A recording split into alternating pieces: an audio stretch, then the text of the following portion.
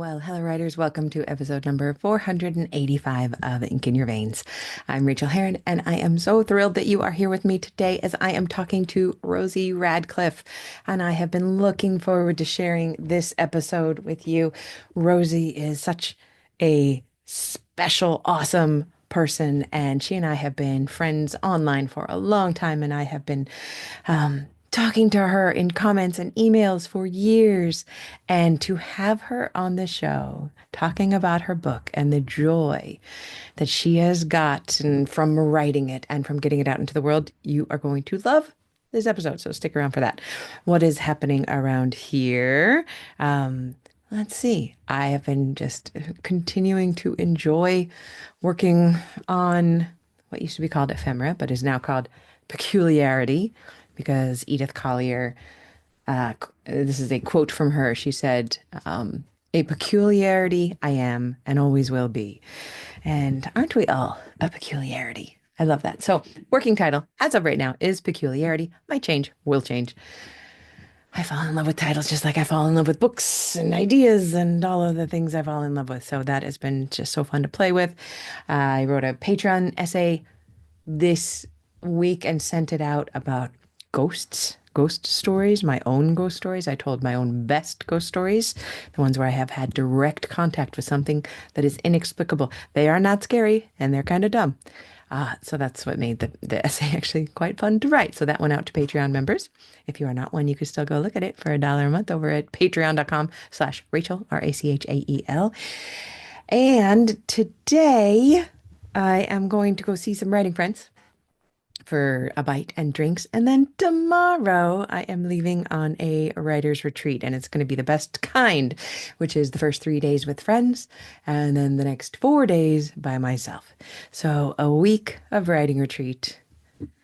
It's going to be a work writing retreat, and that's a little bit dangerous because the last time I said it was actually going to be a writing retreat is when I stumbled across Edith Collier and had a new book fall into my brain, and did not do the work I planned to do on that writing retreat because I was hijacked by research, which is a lovely thing to be. And this time I actually would like to get some work done. I would like to work on peculiarity, and I would also like to work on my focus project right now, which is optimizing some backlist. So there will be actual working done. You all know that sometimes I go on writing retreats just to read and journal and refill the well. Perhaps. Oh, I know there will be some of that. I will, but I would also like to do some stuff. But I'm going to follow my heart, follow my energy and enthusiasm, and just do what I want to do. And for 4 of those days, I'm going to be alone. So alone. So alone. I cannot wait. I cannot wait. I can't wait. So that's coming up. Let me give you Rosie's bio here. When a rare form of arthritis ended her career and left her in a wheelchair, Rosie Radcliffe had to shield in lockdown, so embarked on fulfilling her lifelong dream of becoming a writer. She wrote some dreadful ones before finding her feet and learned a lot from podcasts and YouTube. Her novel is set on the northwest Lancashire coast, where she lives in a rural village with her long-suffering husband and cat. Rosie writes about challenging life issues with a lighter touch, where coffee shops, cake, food, and people watching feature heavily, just as they do in her own life.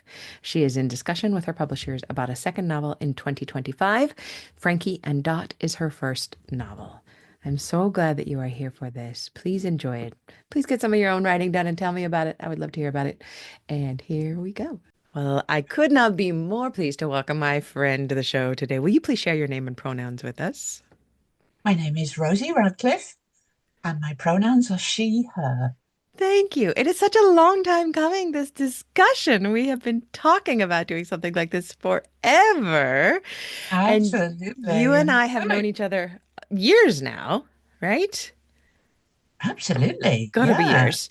And we are meeting today on an auspicious date, the day after your first book launched. Is that correct? Yes. Yes. Squeak, yes. There it is. And for people listening, Rosie is holding up the beautiful orange cover, Frankie and Dot. It's a gorgeous, gorgeous book. A couple I on the really like the beach. cover. Yeah, Yeah. yeah, yeah. It's gorgeous. So tell me how it feels. How does it feel? You had a launch last night, some kind of event. I had a low key event. Good. High keys, really stressful. Yeah. And we're not well off, and I didn't want to spend loads of money on a party when I could spend it on promoting the book.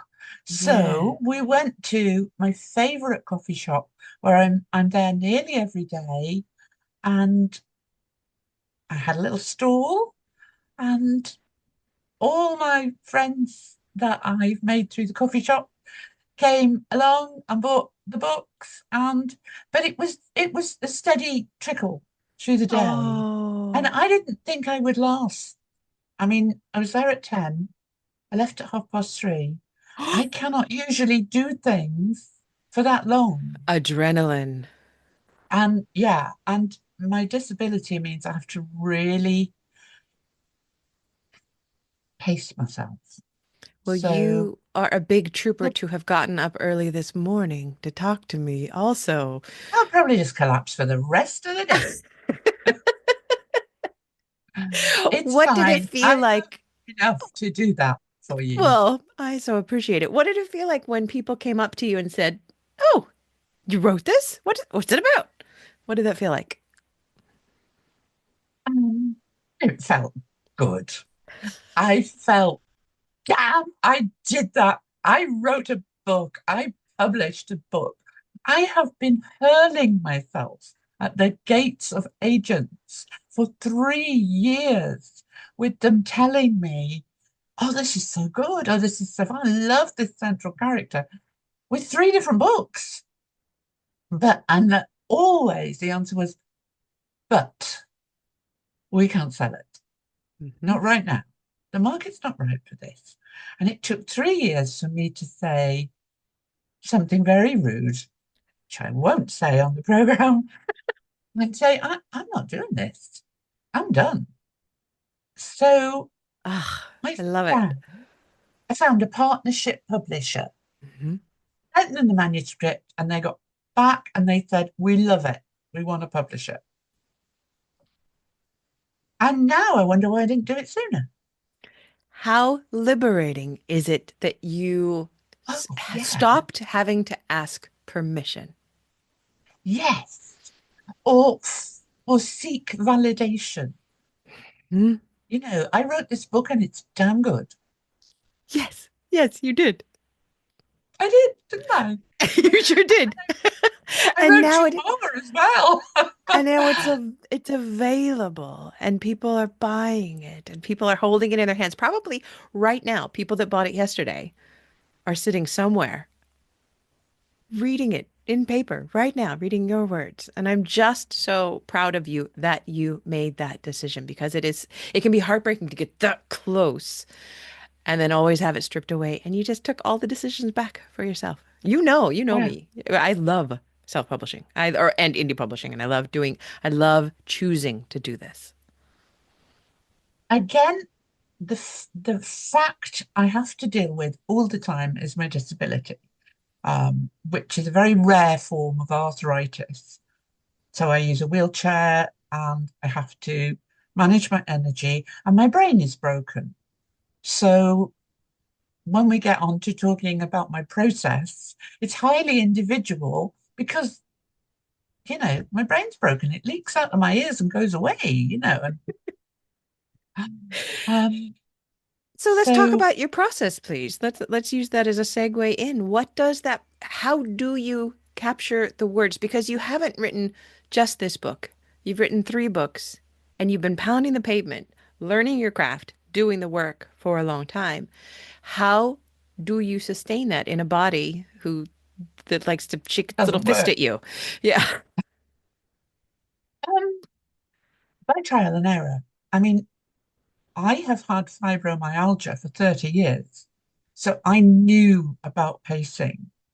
And when this hit me, I thought, I can't do this. I can't cope with Mm. two. Too autoimmune. Yeah, Yeah. but I can, and I have, because I'm very obstinate. And I went, shit. And I decided, I'm going to do this. If I can't do that, how can I do this? And I did what so many beginners do. I just sat down, wrote a book. I just pounded the keyboard. I went and laughed myself silly because I was having so much fun. I got to the end of the book, wrote the end, and sent it to an agent. Yeah, okay. I know that. And it's wonderful. No, And it's no. wonderful that you did that. It Yeah, really I was is. so dumb. I didn't know anything. So, and I started to watch the podcast because I learn better by listening. I can't read instruction books anymore. It doesn't go in. But if I listen and on something like YouTube where I can listen again, think, no, I haven't got it yet. It's repetition that works for me. Hmm. So I listened to Rachel Herron's wonderful podcasts and other YouTube things and realized what I'd done wrong and realized there was a craft to be learnt here. And I'm a member of Jericho Writers. Oh, they're fantastic. I've taught for them a couple of times. Yeah, and I went to their conference and their courses have been so brilliant for me, except that I can't hear them again like I can with the YouTube thing. So Mm. YouTube is my teacher and mentor, and that's you. You can learn anything on YouTube. You really, really You really can. can. Yeah. So it, So I learned that I had to work in the morning when my brain was at its most functional. Mhm. So when I'm reading the first draft, I write in the morning, um, and I just get it down. I learned that from you. I was trying to write perfect words, and I learned that from you that the crappy first draft is okay. So I just get it down, and it's like pulling teeth, Me too. Hmm. except for those magic moments Yeah. when it Yeah. just comes. So mostly it's like pulling teeth, and because of you, I learned to love revision. I look at stuff and I think, oh, this is terrible. And I think, no, not a problem, fix it later. So that's what I do. I write a section. I aim for 1,000 words. Sometimes it's less, sometimes it's more. And it might be a pile of crap, but I can fix it later. Mhm. So when I start the next session, I read back what I have written to kind of think myself back in, and then I can start from there. So it's like this sort of rolling wheel that, yeah. And how I often are was you going to, able to do that during the week? How often does your body allow you to do that, or do you want to do that? um, I tried to do it every day. I can't do that. Um, I can't either. No, I but don't I want to. probably write 5 days a week. Yeah. Yeah. And when I'm editing, depending on the kind of editing, I can do that sometimes in the afternoon if I need to. If we had to go out in the morning, Hmm. I could edit for an hour in the afternoon. But sometimes my brain just goes, nope, I'm gone. And you respect But that. I have to, otherwise Yeah. it flattens me. Yeah. Yeah. Yeah. So yeah, it's a bit of a jerky process, but I'm highly motivated. And you are doing it and you've done it. I just am so pleased that I got to talk to you today after the book came out yesterday. I absolutely love that. Still on a high. I'm on a high for And I've you. got these, I don't know if you can see them. I've got these amazing flowers that Oh, my wonderful daughters sent me. And I put them in shot. Yeah, yes, yes, they're there. They're gorgeous. They're there. beautiful. And your daughter sent them to you? Our daughters sent them. Yeah. I have 3 girls. And Three girls. Did I know that? I don't think I knew that. I'm one of three. I'm the eldest. oh Three girls God. is a nice number. Yeah, and I'm the hard work one. Yeah, I'm definitely the.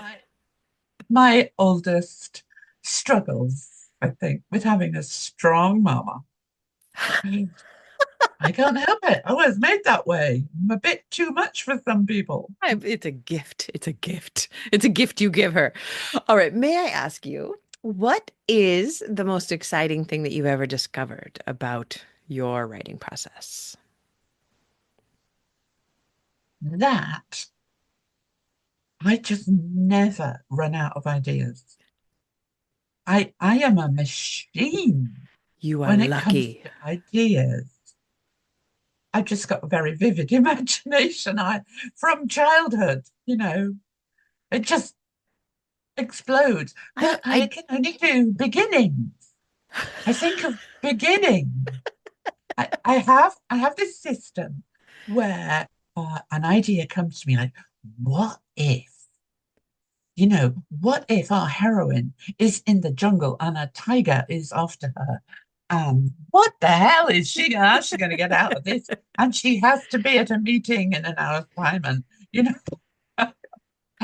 So I have this file, and I write down the idea about the heroine and the tiger and the jungle and the meeting, and then either the idea sticks to the sides, and I keep thinking, well, maybe an elephant comes trumping out of the jungle, and picks her up in his trunk and rescues her. So I'll add that to the idea file. Some some of the ideas in the file are only that, they're just that couple of lines beginning, and some of them are more. If I get 3 pages of this story gradually mm, unwinding over time and waking me up in the middle of the night, I know I've got something. mhm. And that's the beginning of a book. I think And that's a this, fabulous because you allow the imagination to play. It's playing, yeah, playing, playing, and you're not making it play. And if it keeps no, it playing won't the same stop. sandbox, then you go to the sandbox. Yeah. It kind of lives with me all the time. The idea, if it's going to go, lives with me all the time. It keeps talking to me. I mean, this new book started with I have visited a prison, a women's prison, um, not as an inmate. I was visiting one, and it was a very profound experience. As you go in, it's doors clanging, locking, unlocking. Few steps, another door, big door clanging. Like by the time we'd done 6, I was like, "Let Hmm. me out." So the whole experience was very powerful and stayed with me physically. And I thought, what would it be like if you hadn't done anything? If it was a wrongful conviction, and then you start to think, well, how would that happen? And you know, and away it went. And it all Uh, started because I went to visit a prison 10 years ago. I taught poetry in a women's prison for a little while, and I remember the feeling of those doors and just how scary they were. Even, and I knew I was getting out in an hour, 1 hour, Yeah, and oh, yeah. oh. So then, what part of writing do you really struggle with? You're great at the ideas. What do you struggle with? For the rest of it, I Writing. will, I will always write, not necessarily a happy ending, but I hate it when I'm reading a novel and they don't tie up the ends. The character walks off down the road and you don't know what happens. That's just awful. That's so disappointing. You So you will never let that happen.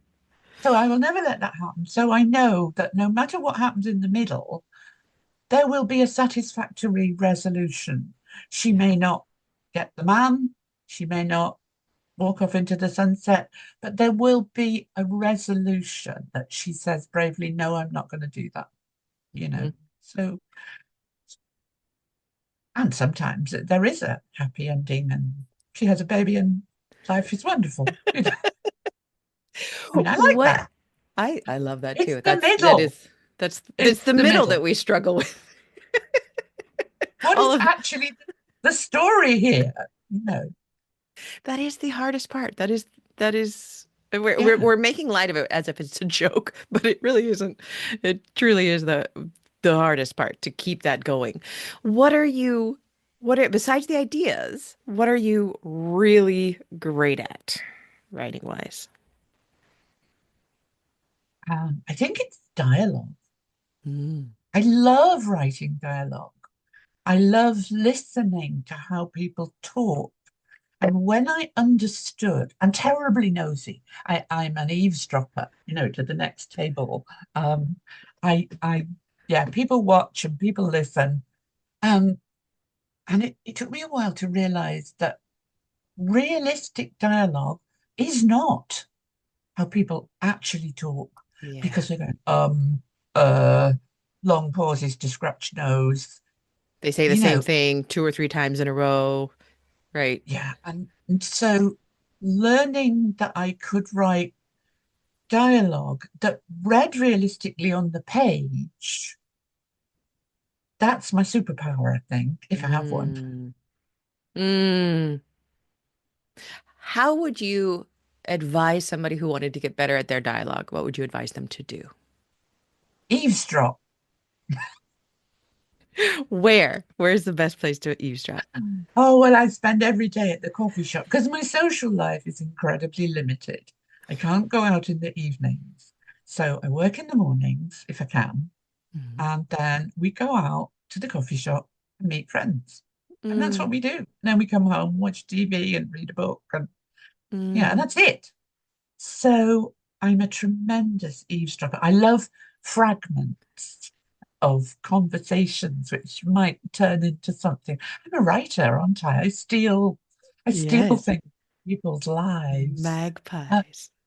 my most recent one was, well, he was alive when they put him in the ambulance. You could start a book with that. That's a great line. Yeah, yeah. I mean, it's just so brilliant, isn't it? I could have followed them down the street, said, well, what happened next? But I didn't because the fragment is enough to set the cogs going crazy, isn't Oh, that it? is so, so, so good. I also I've I got, also love that you have this community at the coffee shop. It reminds me of when I lived in Oakland and there was this coffee shop just down the street from me in San Leandro. It was called Zocalo, which in Spanish or Mexican Spanish, I think particularly means living room, like the place where everybody gets together. And I would work there many, many mornings and I knew everybody. I literally knew everyone. I knew every barista. I knew everybody who came in. Of course, randoms would come in, but everybody else, we were there every day together. And it was such a beautiful thing. And yeah, yeah. I eavesdropped on them, dropped on them all the time. I'd put in my headphones, say, okay, I'm going to work now. But I wouldn't turn them on. No, they can't tell you're listening. Exactly. Uh, there's one guy who's become a friend, and he's actually in the book I'm writing now. And he has ear piercing all the way down, and he keeps goats, so spends a lot of time outside, and he's quite a ruddy complexion, and he looks really scary. Oh, And he is the most wonderful pussycat, and he has become a friend through the coffee shop, and he's been so supportive of this book. And he read it before it was finished, and he cried at the end. I mean, you make friends in places like this, real friends. that's lovely. That's No, so, so, so, so good. Oh, just oh. gorgeous. I signed his book yesterday. What is his name? Roy. Roy. Roy that keeps goats. I was wondering what the goat farmer's name would be. Roy is just fine. That works. That works. Yeah, he keeps goats and he loves motorbikes. And he loves And, you. That's and he said, will you put me in a book? So I said, I can do that, but the book I'm writing has drag queens in it. Would you like to be one? And he sort of went, okay. good. Oh So, my goodness. He's going to be so invested in that book. He's going to hand sell that book to so many people. he might have a long wait because that is book five. All right. Let me ask you, Made him a because I, drag queen, uh, but he's more of someone who likes to dress up at home yeah. rather Oh, than a performance drag yeah. queen. Yeah. Lovely. I have a feeling you might have a good question, a good answer for this next question. What is the kindest thing you've ever done for yourself as a writer? Despite being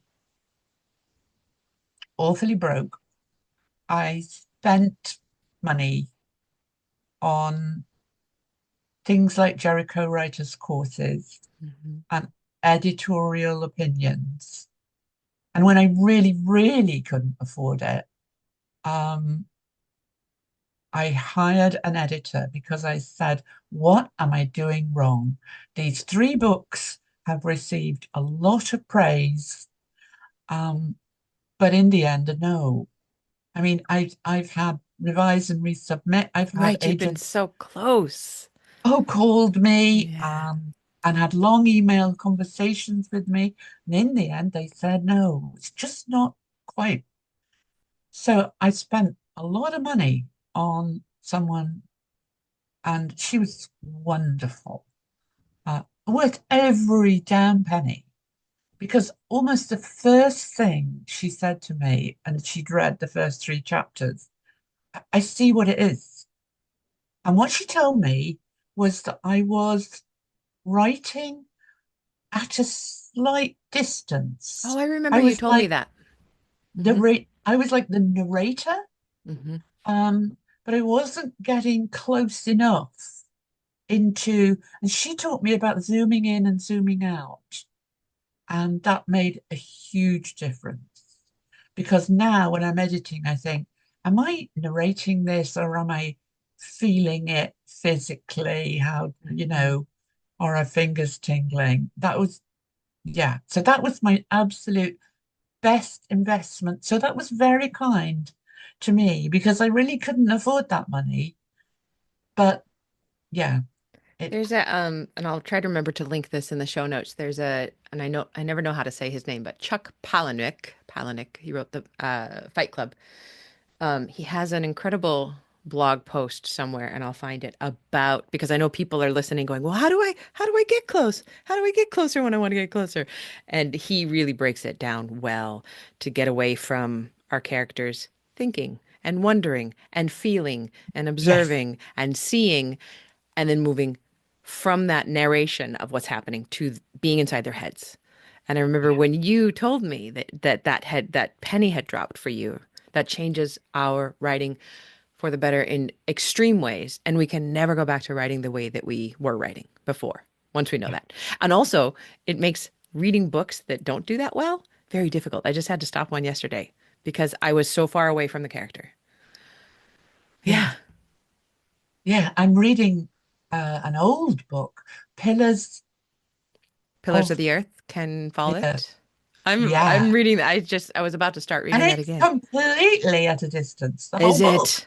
the whole Oh, big fat book.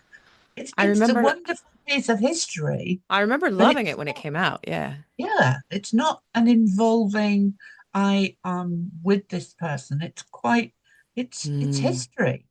It's a Yeah. historical I'm account. not I'm not sure I'm willing to go through that for that much much time again, but But interesting, Ken. I have trouble holding up. This book is 1,000 pages long. Well, I got it from the library on audio, and it's I think 20 no, maybe it's 40 hours. I think it's 40 hours long. I don't think I have that time commitment to give it. But all right, Well, I well like that history, so I've persevered. yeah. But Okay, good. And have you read it before? no, Oh, I you will just love it. don't know why. It's incredible. Yeah. But now Maybe I you was will see the distance. You can look at it and see the I can distance see and it. think, Yeah. oh, Ken, you could have been closer. All right. Will you tell us a specific moment that you knew you had ink in your veins? Right. Uh, I am 11 years old, and my parents bought me a portable typewriter. Now, this is way back. because I'm not young anymore. And they didn't see me for a week. I went off and I pounded that typewriter and wrote stories and illustrated them. And yeah, I think that was the Oh, moment. Yeah. yeah. That My just, mother kept this little book thing I stapled together with the illustrations and yeah, do you I still have that love somewhere? like I think so. I'm not sure. That would be fun to find, to pull that out. It Yeah. would now. Yeah. Yeah. Yeah. I I wonder how I've many of us have always that. written. Yeah, that typewriter memory. I remember the same thing. My parents bought me a typewriter when I was very young, as a probably a toy kind of thing. Like, oh, she'll have fun with this, and then never saw me again. Yeah. Now, this was definitely a proper Yeah. metal portable typewriter. And Yeah. later in my life, I learned to touch type. So I can go really, really fast. You know, I And love to it's type. and it's much easier now on the very lightweight keyboards, isn't it? Yeah. I can't use those. I can't use the No? leather one. Because I was taught to touch type, you know exactly Oh. where your fingers are at a subconscious level. The keyboard has to be that big. So So I have you've a got the real professional, keys. I've got a professional ergonomic curved keyboard because then I don't have to think about it. I Much better for cannot your tell body. you, I cannot tell you where the letter H is on the keyboard. I do not know. But sit me in front of the keyboard because I'm a touch typist, I will just go straight to it. That's Our wonderful. brain's weird. They're Brains just are weird. brains are so weird. Yeah, yesterday in Rachel Says Right, somebody was talking about the word sassafras, and I don't know why this came up in my head, but my fingers kind of spelled it out, and it's all on the left hand. Sassafras. If you do that 3 times, think about it. Sassafras. Right there. Would be I'm thinking about it. Your fingers will type it later. All on And the I'm left typing it hand. on the desk. Yeah. All right. Would you please tell us about the best book that you read recently and why did you love it? Oh, yes, I have it here. It is Ink called Blood, Sister Ink Scribe. Blood. It's described. It's a bit hard to And see. who is it by? And it's by Emma Tors, Torzs. Okay. And it is so good. It's about magic books. And she keeps them in the cellar. Well, they live in the cellar because they're very powerful. And she can hear them fizzing and buzzing when she's in the rest of the house. I could feel that. I could Oh, feel the books fizzing and buzzing, and yeah, that and sounds beautiful. it's a serious book with pain in it, but yeah, it's I recommend this so much. It's also a And, gorgeous, gorgeous cover with the blue and and it the was a Sunday foil. Times bestseller, and yeah, Thank you. Thank you. I'll be looking it that up. yeah. Speaking of books we could look up, will you please tell us a little bit about Frankie and Dot, your first published novel? Well, Frankie and Dot began with the prison. So Frankie is a London city girl. She lives in a very posh suburb and she's married to a government minister. So she has a very nice life. Thank you. The government minister does not love her. He married her because she was a convenient wife, um, someone to turn up and open the fate and do all the things that he needs her to do. But he's a closet gay, and but that's hard for her. But she has a son, and she's gonna she's gonna keep going. She has a nice life, and then one day something happens, and she goes, "Am I allowed to swear?" Yes. She goes, "Fuck this shit," and that is on page 2. She is not doing this anymore. And to cut a long story short, because I don't want to give anything away, No. she leaves. She says, I'm gone. I'm leaving you. And she does go. And her husband sets fire to the house and blames her. And she goes to jail. But the book is not about going to jail. It's about coming out of jail Mm. with nothing, with a bin bag full of clothes and the clothes she went to court in, and starting again from zero. Oh, I love that. And the only thing um, that helps her, because it's probably a government hostel if they offer her housing, but Fat Sal, who was in jail with her, said, "Look, I don't know if you want to live in the north of England, but I run a boarding house. You can have a room." So she thinks, it's a room. It's a toehold. And that's what she does. And she goes to live in the boarding house and tries to remake her life. And Auntie Dot, um, from the title, also lives in the boarding house. And Auntie Dot is not what she seems to be. She's an older lady, and yeah. Don't give too If I much tell you away. That's anymore, great. No, no, that's perfect. I can see on your face. No more, no more. everyone loves Auntie Dot. I love Auntie Dot. I think Auntie Dot is the woman I would like to be because she's crafty, she's very intelligent, and she can fix things. This does sound So this does sound like you. when the government minister husband starts making life difficult for Frankie after prison, she goes to Auntie Dot and says, "What am I going to do?" And that's the rest of the book. And shenanigans ensue. Yeah, All right, it's Rosie. not funny, but there's a lot of humor. Yeah. Yeah, yeah, yeah. Where can we find you online? Oh, I'm crap at this. Um, I am not good at learning new technology. My brain just will not do it. So I have a website that I paid too much money for someone to make for me, and it don't work. Oh no. It just sits there. But there is a website called rosieradcliffe.com, and I need help for someone to fix rosieradcliffe.com. But the basics are on there. Perfect. That's all we Um, need. I'm doing better at uh, Rosie Radcliffe Writes on Facebook. I have a separate Oh, great. Facebook page, Okay. Rosie Radcliffe Writes. And because I understand Facebook, that works. So Perfect. I as an always say, online presence, I'm not good. as long as readers have can Google you and find one way to contact you if they need to, that's all that we need as writers. We do not need to do all of these things well. We just need to be findable if possible. Well, if you Google me, you will find that there is a Rosie Radcliffe who writes porn. Oh, geez. It's not me. Well, well done. I mean, honestly, the crossover purchase power may help you.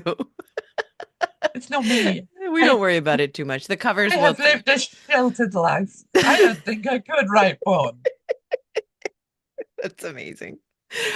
Well, Rosie, this has been an utter delight and something I have been looking forward to for a very long time. And it is so good to meet you finally face to face like this. I Thank know. you It's for honoring the lovely to show with your presence. Well, it's this is so special for me because you have been my mentor and guide, although you didn't know it, because I can listen to all the podcasts and yeah, sometimes I've just written to you and said, Well, and it was you're one good. of the people who proves that point that like, there this podcast goes out to a lot of people, but I know the people who are consistently sending emails and you write the loveliest YouTube comments. I can always count on you for the loveliest YouTube comments. And we get to know each other that way. That's a real Yeah, I way feel to like I know each do. other. Yeah. Can't Yeah. believe I'm sitting in front of a screen and there you are. But you're talking to me. I am. You with your beautiful